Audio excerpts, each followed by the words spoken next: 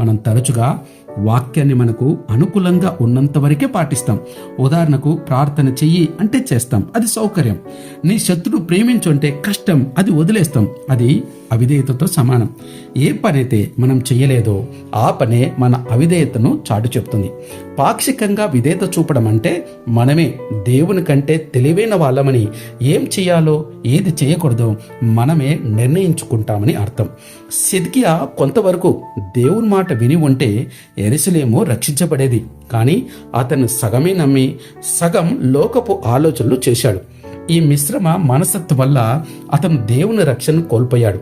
ఒక గ్లాసు పాలలో ఒక చుక్క విషం పడినా అది తాగడానికి పనికిరాదు. అలాగే మన విధేయతలో కొంచెం అవిధేయత ఉన్నా అది దేవుని చిత్తాన్ని నెరవేర్చలేదు. విధేయత అనేది ఒక ఎంపిక కాదు, అది ఒక సమర్పణ. సిద్కియా జీవితం మనకు నేర్పే హెచ్చరిక ఏమిటంటే